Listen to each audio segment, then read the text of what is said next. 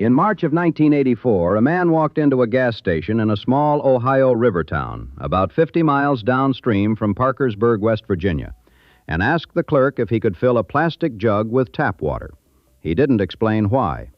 He went to general stores and markets and other gas stations that day, doing the same thing, filling jugs at taps and counters in communities as far as 79 miles downriver from a chemical plant where he worked. He was a DuPont employee, and the jugs went straight to a company lab. DuPont wanted to know how far the poison had traveled.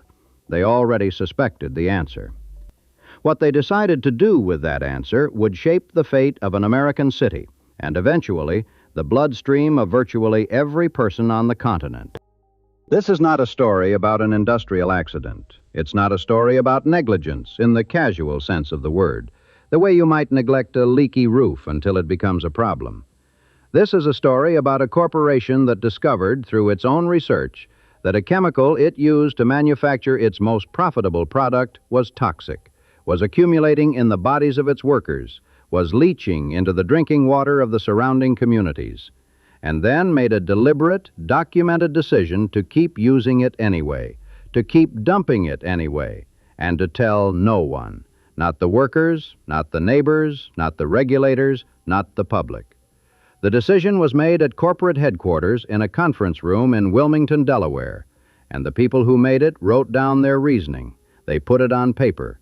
The reason was money. To understand how that decision was possible, how it was possible not just to make it, but to sustain it for decades, through mounting evidence, through dead cattle and sick children and contaminated wells, you have to understand the place where it happened.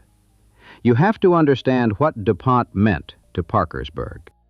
Parkersburg sits at the confluence of the Ohio River and the Little Kanawha in the western panhandle of West Virginia, right on the border with Ohio.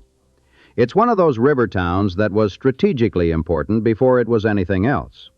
The site was settled in 1785 by a retired Revolutionary War officer named Captain James Neal, whose little cluster of log cabins around a blockhouse was called Neal's Station. That same year, another Pennsylvania veteran, Captain Alexander Parker, bought 1,400 acres from a speculator for $50. Parker never lived there. He died in 1791 at 38 in Carlisle, Pennsylvania, without ever having set foot on the land that would carry his name. But the town was rechartered as Parkersburg in 1810, and within a generation, its position at the junction of two navigable rivers had made it a natural hub for trade and transport. The town's first real boom came from oil. West Virginia's earliest oil wells were drilled along the Hughes and Little Kanawha rivers in the early 1860s, and Parkersburg became the commercial hub for the surrounding oil fields, a collection point, a refining center, a place where money changed hands. By 1863, the population had reached 3,000, mostly employed in oil trade and refining.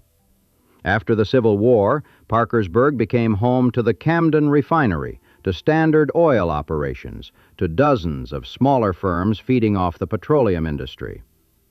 When the Baltimore and Ohio Railroad arrived in 1857, connecting the Ohio River to eastern markets, the city became a genuine transportation crossroads, a place where things were made and shipped. And Parkersburg kept growing, kept diversifying.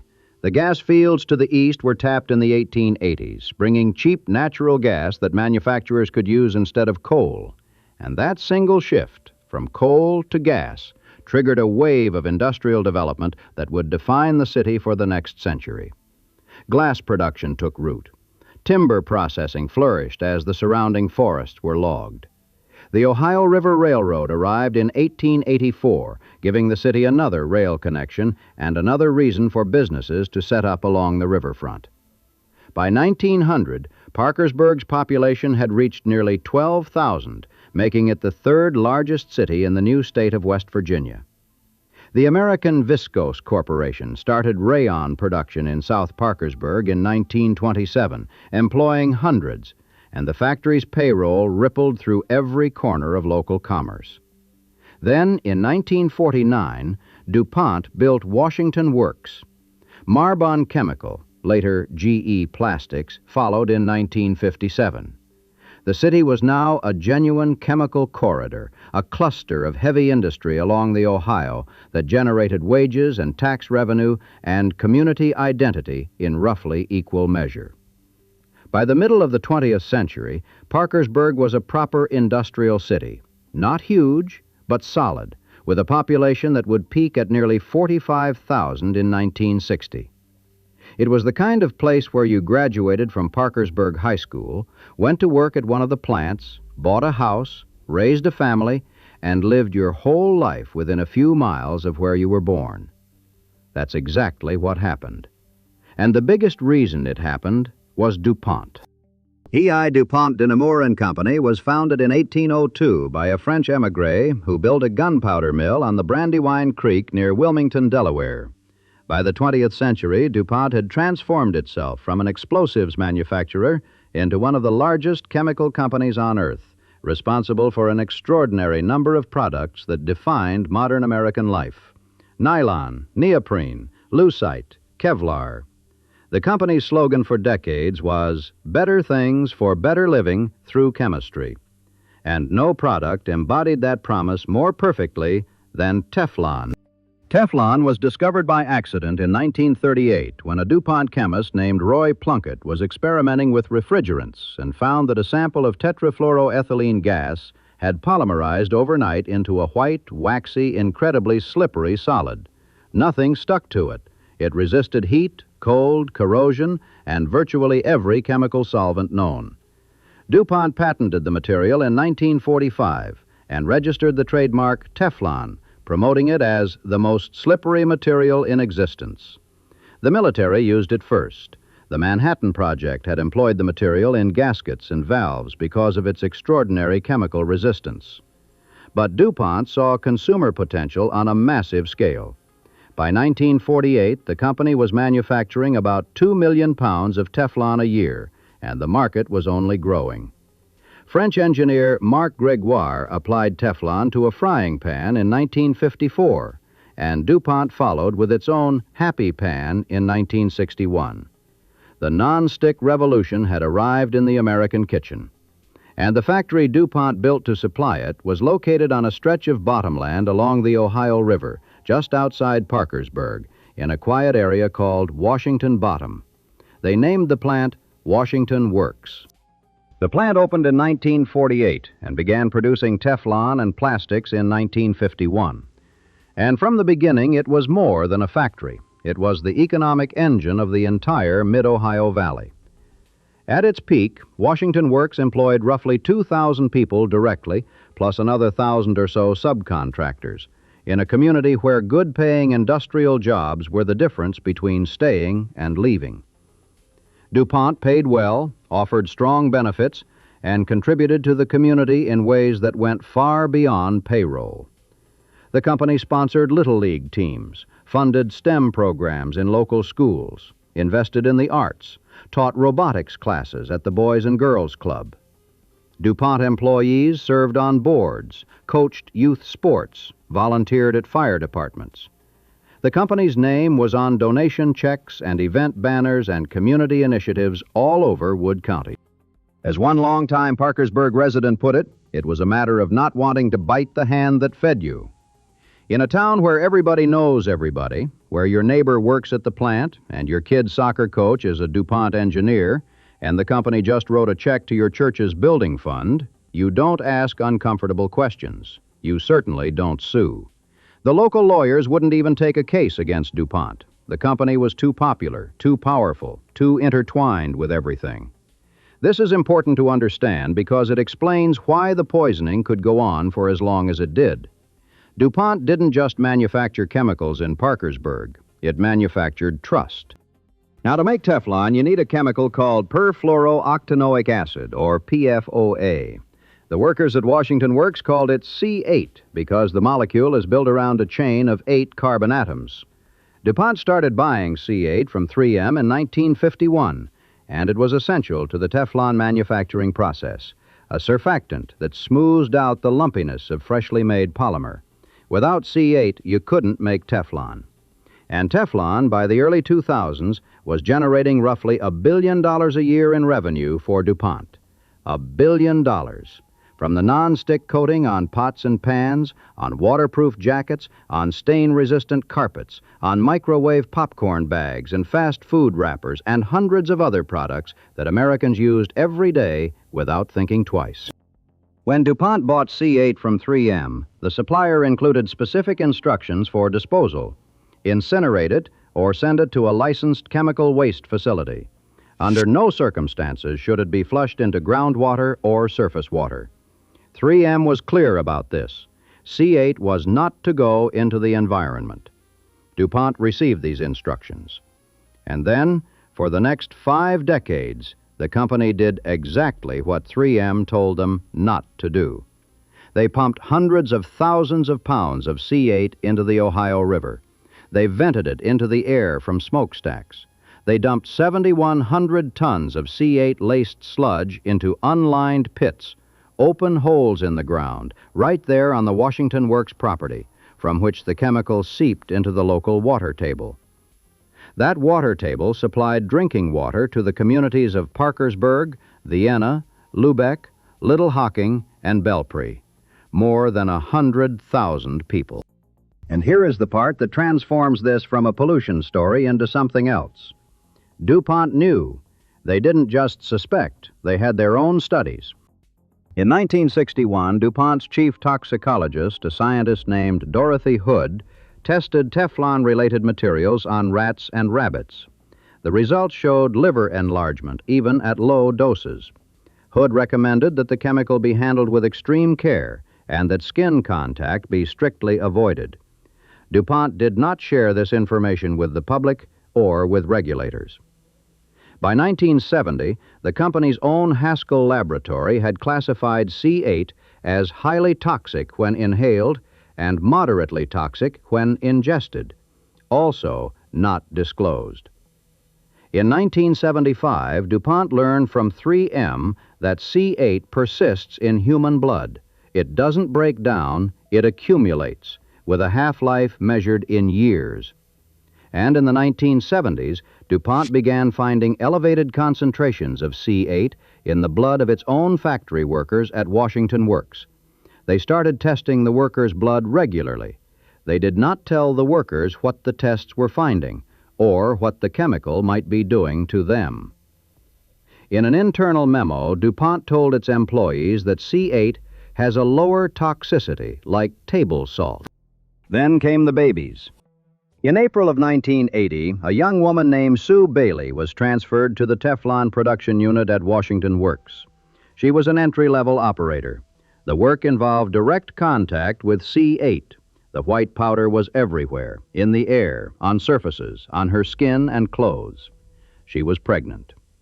In January of 1981, her son Bucky was born with severe facial deformities, only one nostril, tear duct malformations, an eyelid that started down by his nose, and a condition called keyhole pupil, a visible tear in his iris. Doctors told Sue Bailey they had never seen anything like it. They weren't sure the boy would survive. He was transported to a children's hospital in Columbus for emergency surgery. He would eventually undergo more than 30 operations. Later that same year, when Sue Bailey returned to work at Washington Works, she found a memo on a bench in the women's locker room. It described a 3M study showing that rats exposed to C8 during pregnancy gave birth to pups with eye defects, the same kinds of defects her son had been born with.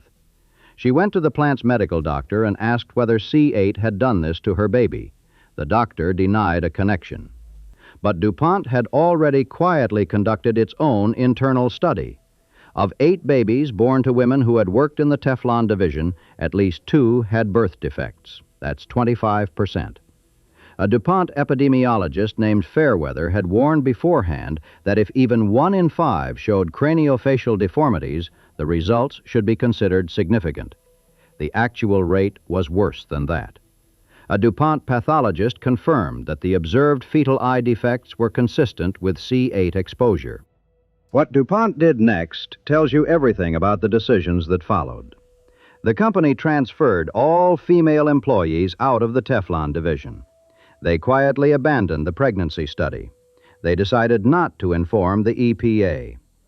And then, less than a year later, they created false data for the EPA and moved women of childbearing age back into areas with C8 exposure. Meanwhile, the workers had coined their own term for the effects of working near the chemical. They called it Teflon flu. This brings us back to the man with the plastic jugs and to May of 1984. DuPont's secret water sampling had confirmed what the company feared. C8 had spread into public drinking water supplies in communities on both sides of the Ohio River, in both West Virginia and Ohio, at levels the company's own scientists considered potentially dangerous. This was no longer a workplace exposure issue. The poison was in the taps, in the kitchens, in the glasses of water that families poured for their children at dinner. And DuPont now had to decide what to do about it. In May of 1984, 10 of DuPont's corporate business managers convened at company headquarters in Wilmington, Delaware. They reviewed engineering studies describing two methods for reducing C8 emissions: thermal destruction and a scrubbing system. They heard from their own legal and medical departments, who, according to the meeting notes, would likely take the position of total elimination. They understood the risks. And then they made their decision. A DuPont executive named J.A. Schmid summarized the conclusion in notes that were marked personal and confidential. The reduction options, Schmid wrote, were not economically attractive and would essentially put the long-term viability of this business segment on the line. The memo further acknowledged that the issue was one of corporate image and of corporate liability.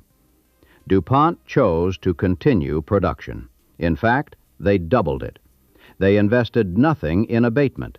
They told no one, not the workers, not the community, not the EPA, not the water utilities downstream.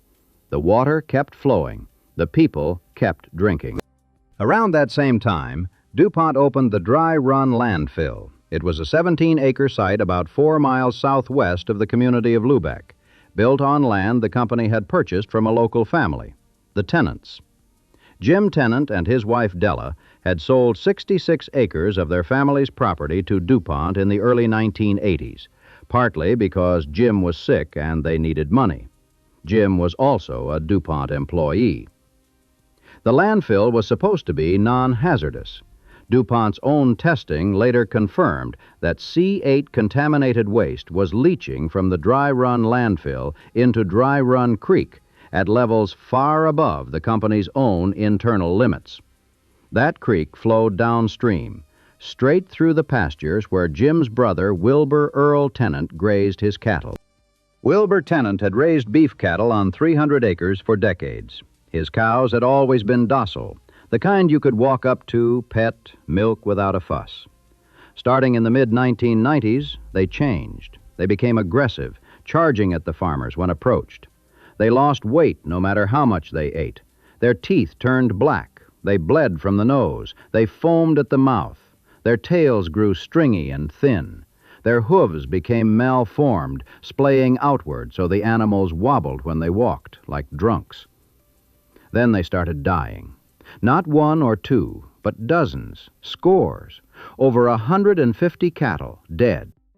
Tennant did what any farmer would do. He called veterinarians. But when the vets learned that DuPont was involved, that the landfill belonged to DuPont, that the creek ran past DuPont property, they refused to come. State agencies told him their tests showed nothing wrong. So Tennant started documenting everything himself. He filmed the creek water, green, foaming, with a white soapy scum on the surface that hadn't been there before DuPont opened the landfill. He followed the creek upstream and found a discharge pipe spewing green-tinted liquid. He filmed his cows, stumbling through the pasture with their hooves splayed, their tails bare, their eyes clouded and strange. He filmed dead calves lying in the snow, rigid and bloated. And then he did something remarkable. He performed autopsies himself, cutting open the carcasses of his own animals with a hunting knife. Inside, he found massive tumors and organs that had turned bright green, livers, kidneys, hearts, discolored in ways no farmer had ever seen. He filled VHS tapes with this footage, hours and hours of it, a homemade record of environmental catastrophe captured by a man with a camcorder and no formal training in science or law. He tried to get help from state agencies. They told him their tests showed nothing wrong with the water. He tried to hire a local lawyer. No one would take the case. DuPont was too big. DuPont was too beloved. DuPont was the town. Then, through a friend of a friend, Tennant heard about a lawyer whose grandmother lived near Parkersburg. The lawyer's name was Robert Bilott. He was born in 1965 in Albany, New York, studied at New College of Florida and Ohio State Law School, and worked at Taft, Stettinius, and Hollister, a prestigious corporate firm in Cincinnati. And here is one of the ironies that makes this story feel almost scripted. Bilott was a corporate defense attorney. His entire career up to that point had been spent representing chemical companies against environmental claims, defending the very kind of company he was now being asked to sue. He had never filed a plaintiff's case in his life. He had no obvious reason to take this one, except that his grandmother, Alma White, knew Tennant's people, and a mutual friend had suggested the farmer call her grandson. But when Bilott drove down to Parkersburg and watched the videotapes, the green water, the staggering cattle, the dead calves in the snow, when he walked Tennant's property and saw the foaming creek and smelled the chemical tang in the air, something shifted. He took the case. In the summer of 1999, Bilott filed a federal lawsuit against DuPont, accusing the company of poisoning Tennant's cattle. It was, as it turned out, the first lawsuit ever filed for damages resulting from PFOA exposure. Bilott didn't fully understand what he was dealing with yet. He knew that Washington Works produced Teflon and that waste from the factory went to the dry-run landfill, and that something in that waste was killing cattle. But when he asked DuPont to identify the chemicals involved, the company's lawyers sent him a letter referencing something called PFOA. Bilott had never heard of it. He searched the regulatory databases, the EPA's list of regulated substances, the published scientific literature. PFOA appeared nowhere. It was, as far as the outside world was concerned, invisible. Using the Toxic Substances Control Act to protect what it called trade secrets, DuPont had ensured that no one outside DuPont and 3M even knew that PFOA was the primary substance in Teflon manufacturing. It was perfectly legal. It was also perfectly designed to prevent anyone from connecting the dots. Bilott petitioned the court to compel DuPont to turn over its internal records related to PFOA. After extended negotiations, the company delivered boxes, thousands of pages, ultimately more than 60,000 documents. And what Bilott found, sitting in his Cincinnati office, reading page after page late into the night for months on end, was the most complete paper trail of deliberate corporate concealment he had ever seen. The rat studies from the 1960s, the blood tests from the 1970s showing C8 accumulating in workers' bodies, the pregnancy study from 1981 and its quietly buried results, the 1984 water sampling and the gas station jugs, the Wilmington meeting notes and the decision that abatement was not economically attractive, the landfill contamination data showing C8 leaching into Dry Run Creek at levels far above DuPont's own internal safety guidelines. Year after year of internal knowledge, year after year of public silence. One document in particular stopped him cold. It was a memo indicating that DuPont had purchased a well field that supplied drinking water to Lubeck, a community of about 500 houses just a few miles downstream from Washington Works. Why would a chemical company buy a small town's water supply? The implication was unmistakable. DuPont had balked the water system of a community it suspected or knew it had contaminated. Bilott would later describe the experience of reading those documents as the moment when the scope of the case changed completely. This wasn't about one farmer's dead cows. This was about an entire region's drinking water. In July 2001, 3 months before the Tennant case was set to go to trial, DuPont offered to settle. Wilbur Tennant and his brothers drove 3.5 hours from Parkersburg to Bilott's Cincinnati office to discuss the offer. The terms were sealed. But by then, Bilott had seen enough in those documents to understand that this was not a story about one farmer's dead cows. It was a story about 70,000 people drinking poisoned water. He filed a class-action lawsuit that same year on behalf of residents in 6 water districts on both sides of the Ohio River whose drinking water had been contaminated with C8 from the Washington Works plant. DuPont fought the case for years, but in 2004 the company agreed to settle. The terms were extraordinary. DuPont would pay $70 million, install water filtration systems in the affected districts, and, this was the key provision, fund a massive independent health study. The study would collect blood samples and medical data from the exposed population and determine scientifically whether C8 exposure was actually linked to human disease. DuPont agreed to be bound by the results. If the scientists found a probable link between C8 and specific diseases, DuPont would be obligated to pay for medical monitoring, up to $235 million, and would be unable to dispute the connection in future litigation. It was an extraordinary gamble for DuPont. It was also potentially the most important public health study in a generation. And it depended on one thing: whether the people of the Mid-Ohio Valley would show up to give blood. They showed up. Over 13 months in 2005 and 2006, 69,030 people, nearly the entire exposed population, submitted to blood draws and health questionnaires. They drove to clinics and community centers and mobile testing sites set up across 6 water districts in Ohio and West Virginia. They rolled up their sleeves and let strangers draw their blood and catalog their medical histories. Farmers and factory workers, retirees and teenagers, mothers who had raised families on water from these taps for 30 years.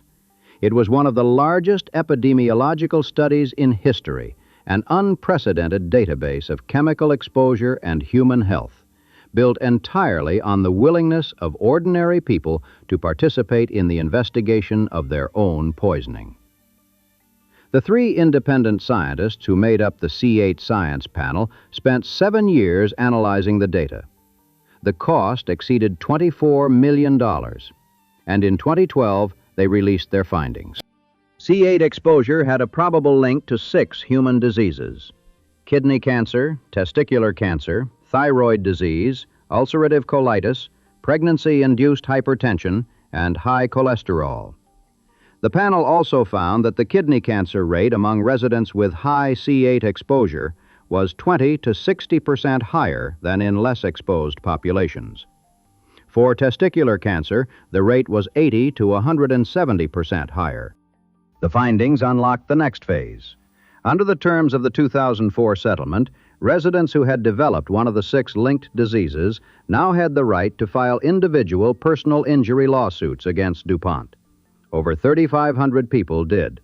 The first case to go to trial, in the fall of 2015, involved a woman named Carla Bartlett, who had been diagnosed with kidney cancer. Her lawyers presented the internal documents to a jury in Columbus, Ohio. They walked the jurors through the timeline: the 1961 rat studies, the 1970s blood tests, the 1981 birth defects, the 1984 meeting in Wilmington, the decision that reducing emissions was not economically attractive. They showed the memo about corporate image and corporate liability. They described the man with the plastic jugs at the gas stations, testing water he knew was contaminated in communities he never warned. The jury awarded Bartlett $1.6 million in compensatory damages. 2 more cases went to trial. Both resulted in verdicts for the plaintiffs, including one for $5.1 million and another for $12.5 million. DuPont appealed the first verdict to the Sixth Circuit Court of Appeals, briefed it fully, argued it before a judicial panel, and then withdrew the appeal in February 2017, the same day the fourth trial was halted midway through as part of a global settlement. In February 2017, facing the prospect of 3,500 more trials, DuPont and its spin-off company Chemours agreed to pay $671 million to settle the remaining cases. By then, DuPont had already been fined $16.5 million by the EPA. At the time, the largest administrative penalty in the agency's history for violating the Toxic Substances Control Act by failing to report its knowledge of C8's health risks. The fine was, by DuPont standards, trivial.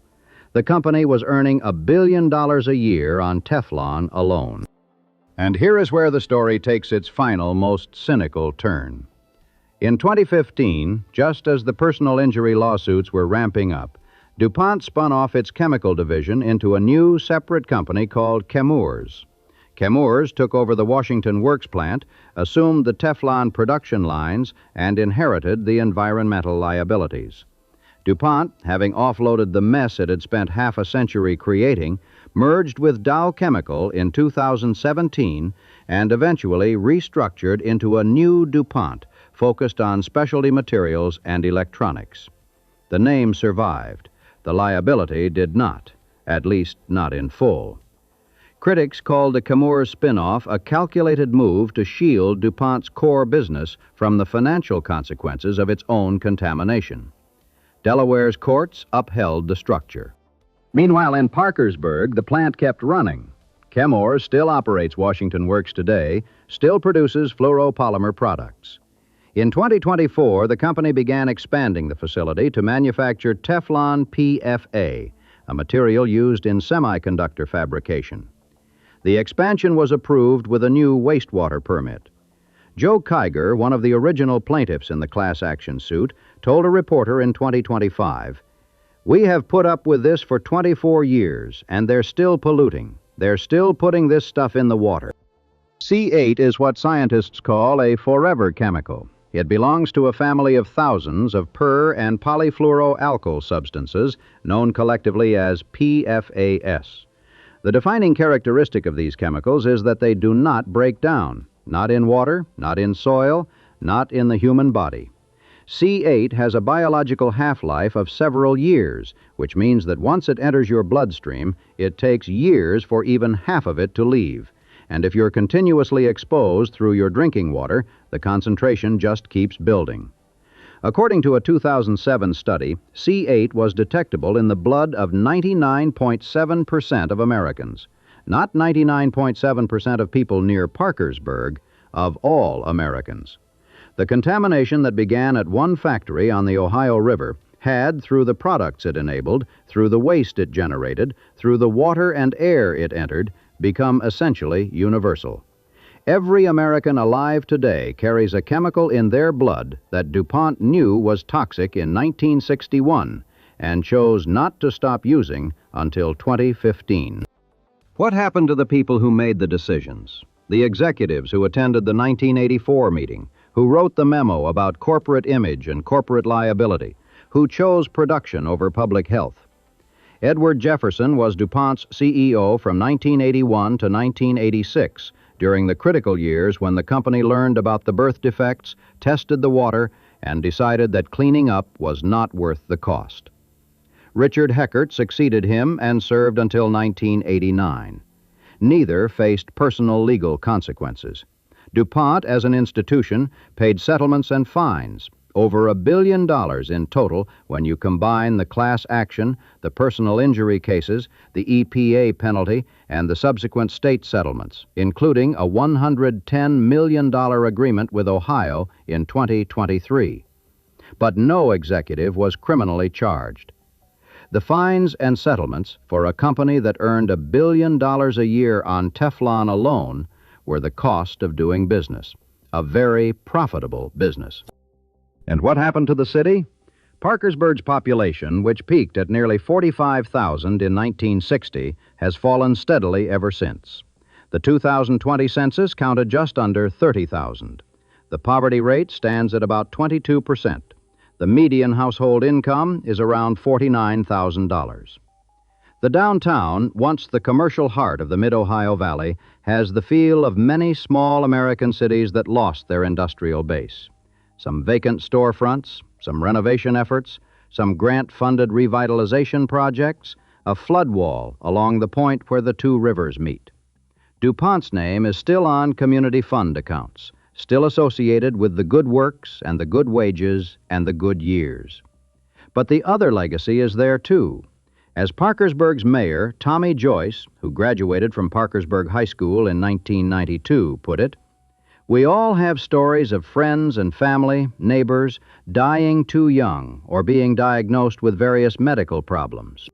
A man named Doug Higgs, who graduated from Parkersburg High a year after Joyce, whose Sunday school teacher was Joyce's mother, described the dynamic that kept the city quiet for so long.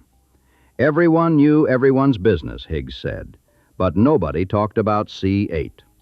Well-paying jobs, great benefits, Little League sponsorships, investments in the arts, but at a cost."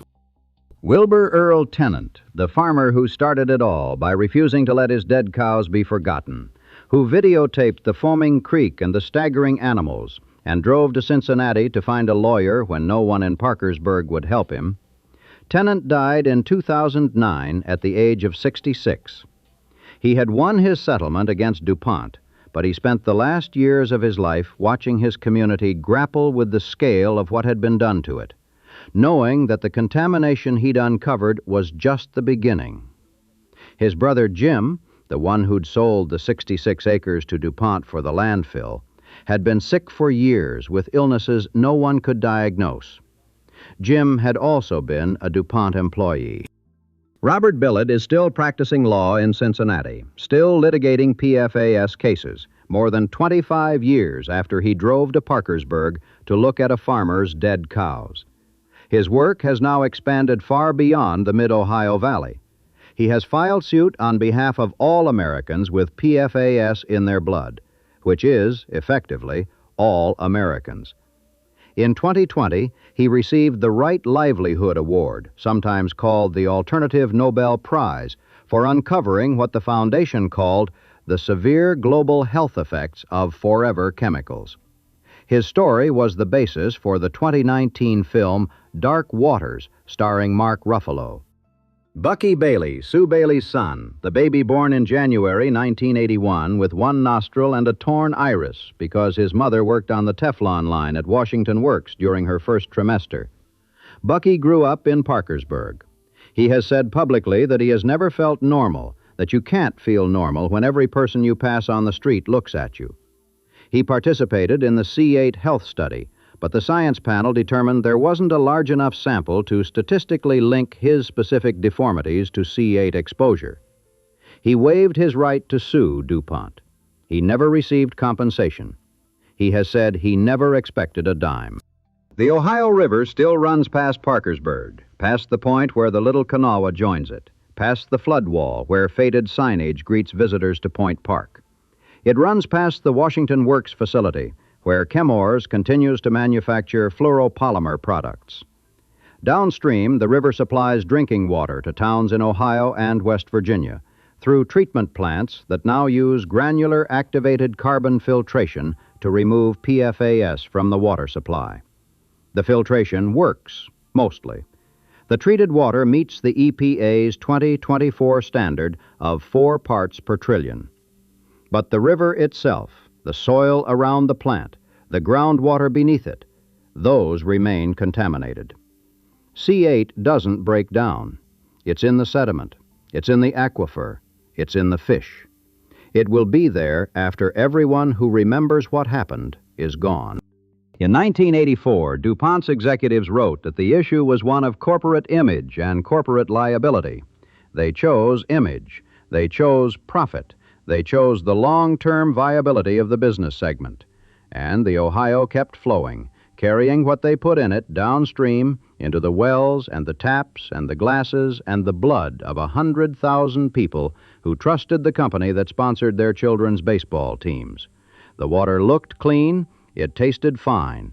It was, for decades, the most ordinary thing in the world, a glass of water from the tap. And it was poison, and the company knew, and no one said a word.